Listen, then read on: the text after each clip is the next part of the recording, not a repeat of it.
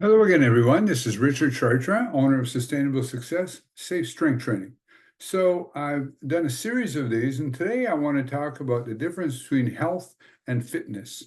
So many times people think of those as being the same thing. If you're healthy or fit, you're fit and you're healthy. But in fact, they are actually two different things. It is possible to be quite healthy, depending on your definition of health, but you can have an absence of disease but not be very fit. And vice versa, you can be very fit and not have a lot of health. And as a matter of fact, you see that the latter in a lot of world-class or even really devoted athletes where they're fit, they're able to demonstrate things, but actually their bodies are not very healthy from that standpoint, getting colds all the time, often getting sick, often getting injured.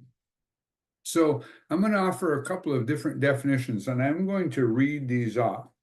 So this comes from Doug McGuff's book called A Body by Science, or Body by Science. So him and his co-author, John Little, have suggested a definition of health that goes like this: a physiological state in which there is an absence of disease or pathology and that maintains the necessary biologic balance between the catabolic and anabolic states.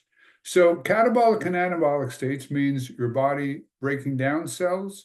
Anabolic means your body producing new cells. Now we can think of this in terms of muscle breakdown and muscle synthesis, but in fact, it occurs with everything.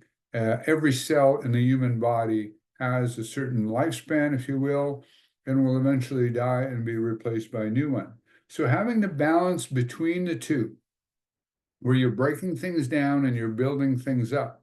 So that's fairly complicated to give in a very short 2 minute that I want to keep these down. But basically, you're breaking things down when you're working, stressing, or just living daily life, being exposed to air pollution, just, aging, all these various things happen. Anabolic is, of course, when your body is doing the repairing from all those things. So catabolic, the workout itself, is catabolic. The recovery part is anabolic. Eating is anabolic, but if you do too much of that, if you have energy toxicity by consuming too many calories for too long over time, you wind up with obesity. You can wind up with insulin resistance or even other things like heart disease and diabetes. So once again, it's the absence of disease or pathology and maintaining necessary biological balance between catabolic and anabolic states. So that's health. And in fitness, on the other hand, from the same book by John Little and Doug McGuff, talks about fitness, this definition: the bodily state of being physiologically capable of handling challenges that exist above a resting threshold of activity. Now, that's vague, and it's deliberately vague because a challenge that exists above a resting threshold of activity. Well, fitness, if you think about it, the word fit usually says you're fit for something. Well, of course, if you have been bedridden, then you're not fit enough to possibly, how long you've been bedridden, to walk from here to the bathroom and bathe and do those things. So then if you do gain enough strength to that, you become more fit because that is, at that point, a challenge that exists above a resting threshold of activity, all the way up to being able to lift a large amount of weight or being able to run or being able to do these things. So fitness is physiological capability of handling challenges, which is different from health. And you want to do both. So in the next one, I'm going to talk about exercise because, well, actually, maybe I'll do it in this one here because it sort of goes together. So the idea with exercise,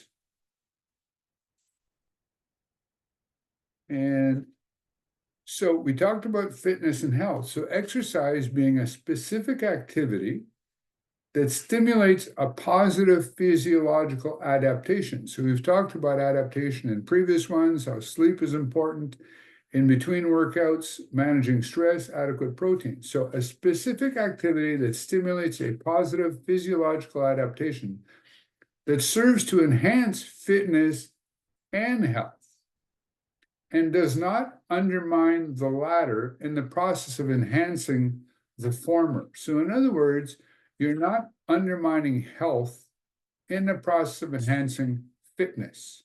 And so as such, you want to do exercise that's going to create the adaptations without causing injuries, without overtraining you, so that all of a sudden your immune system is severely being challenged and you wind up getting more colds and you become more susceptible to other illnesses.